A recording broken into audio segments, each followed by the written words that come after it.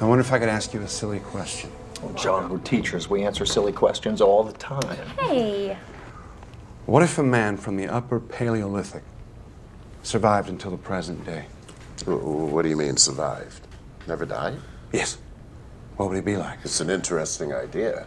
What, are you working on a science fiction story? Say I am. What would he be like? Pretty tired. Well, seriously, as Art's book title suggests, he might be like any of us. Dan, a caveman? Well, there's no anatomical difference between, say, a Cro-Magnon and us. Except that as a rule, we've grown taller. What's the selective advantage of height? Better to see predators in tall grass, my dear. Naturally, tall and skinny radiates heat more effectively in warmer climates. But he'd be a caveman. No, he wouldn't. John's hypothetical man would have lived through 140 centuries. Yeah, roughly. And changed if every one of them. I mean, assuming normal intelligence. Well, we think men of the Upper Paleolithic were as intelligent as we are. They just didn't know as much. John's man would have learned as a race learned. In fact, if he had an inquiring mind, his knowledge might be astonishing. What would keep him alive? Perfect regeneration of the body's cells, especially in the vital organs. Actually, the human body appears designed to live about 190 years. Most of us just die of slow poisoning. Maybe he did something right, something everybody else in history done wrong. What, like eat the food, drink the water, and breathe the air? And prior to modern times, those were pristine. We've extended our lifespan in a world that's not fit to live in. You know what could happen? Yeah, the pancreas turns over cells every 24 hours, the stomach lining in 3 days, the entire body in 7 years, but the process falters. Waste accumulates, eventually proves fatal to function. Now, if a quirk in his immune system led to perfect detox, perfect renewal, then yeah, he could duck decay. That's a secret we'd all love to have. Would you really want to do that? Live 14,000 years? Well, if I could stay healthy and I didn't age, I mean, why not? Yeah. What a chance to learn. Is anyone hungry? Yeah. Hey, you know, the more I think about it, yeah, it's possible. Anything is possible, right? After all, one century's magic, another century's science. They thought Columbus was a nut job, right? I had a chance to sail with Columbus, only I'm not the adventurous type. What? I was pretty sure the Earth was round, but at that point, I still thought he might fall off an edge someplace.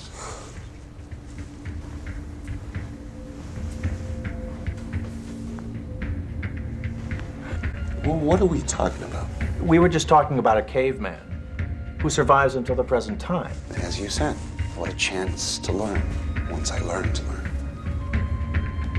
Did you start the whiskey before we got here? Every 10 years or so, when people start to notice I don't age, I move on. All right, now, so you think that you are a Cro-Magnon? Well, I didn't learn it in school. It's my best guess, based on archaeological data, maps, anthropological research. Since Mesopotamia, I've got the last 4,000 years straight. Well, you're ahead of most people, so please go on. Well, you know the background stuff, so I'll make it brief. In what I call my first lifetime, I aged to about 35. What you see, I ended up leading my group. They saw me as magical. I didn't even have to fight for it. Then fear came, and they chased me away.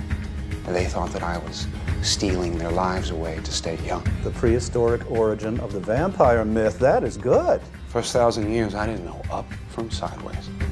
How do you know the first 1,000 years? An informed guess, based on what I've learned in my memories.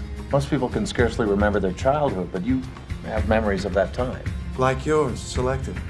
You know, the high points, the low points, traumas, they stick in the mind forever. Put down at 3 or 35, you still feel a twinge. Go on. I kept getting chased because I wouldn't die. So I got the hang of joining new groups I found. I also got the idea of periodically moving on. We were semi-nomadic, of course, following the weather and the game we hunted. The first 2,000 years were cold. We learned it was warmer at lower elevations. Were you curious about where it all came from? We would look up at the sky and wonder, there's got to be some big guys up there. I mean, what else made all this down here?